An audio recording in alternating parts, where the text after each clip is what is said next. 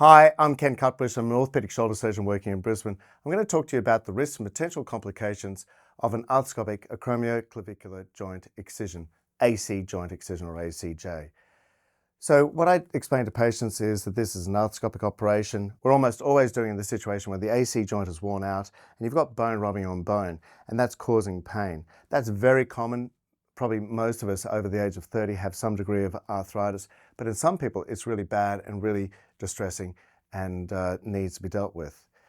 The first thing to do is, of course, activity modification, and that's the mainstay of treatment for an AC joint arthritis. Beyond that, maybe an injection into the AC joint itself, a cortisone injection. And then beyond that, if it really is distressing and troubling someone, then we talk about surgery. And what we do with surgery is trim out the bone on either side. So this is an MRI scan. You can see the humerus coming up, the ball, the socket, the shoulder blades there. That's the acromion, that's part of the shoulder blade. That's the AC joint, that's the end of the clavicle or the collarbone. You can see the rotator cuff underneath.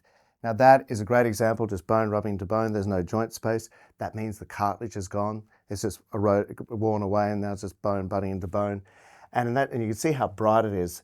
That brightness is fluid in the bone. We call it bone edema, and it's associated with an acute active arthrosis, something that's really usually very painful and uncomfortable.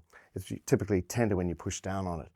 So what I do is trim a little bit of bone off that side, a little bit of bone off that side, and you can see that here. That's the distal clavicle there. You can see it's been burred off. That's a little burr there, and we're creating a gap in the tissues between the two bone ends here. Significantly, you can see the capsule, the superior capsule of the AC joint has been left intact, and that helps prevent instability, which is one of the risks of this operation, which we of course don't want to see.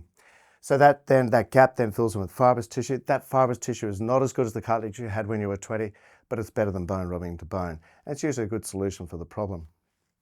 Now, when we're talking about risks, it's an arthroscopic operation, so the risks are low. Risk of infection is 1 in a few hundred. There is a risk of not taking enough bone away. The operation, you need to have someone that is competent doing the operation, make sure you get all the bone, but some of the bone might be left in one place and it's still rubbing in. The superior capsule can be taken, and then you might get instability in the shoulder. Anytime you're operating on a shoulder, there's the risk of frozen shoulder. Frozen shoulder will go away, but it can be miserable until it does and can hang around for a surprisingly long period of time. Nerve injury, exceedingly rare. Things like heterotopic ossification or unexpected events, or DVTs, hematomas, all of those sort of things can happen, but are exceedingly rare. And you have an anesthetic. There's always a risk from any anesthetic you're having. Typically with me, this will be a general anesthetic. Let's just look at some science, put some science behind that.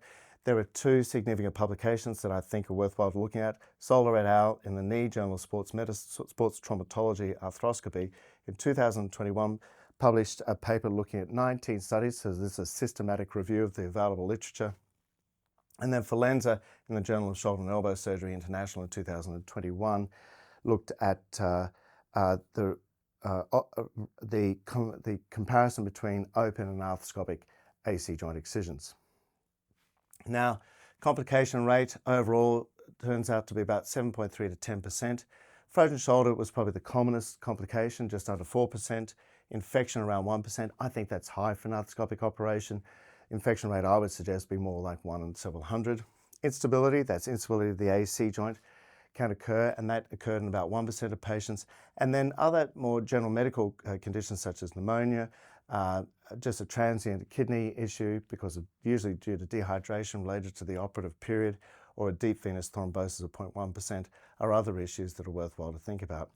If you would like to look at any of these studies, if you scan that QR code, it will take you directly to that article, to that scientific paper. So that's a rundown on the potential risks and complications of an arthroscopic AC joint excision. I hope that helps you understand the procedure better. Thank you for listening.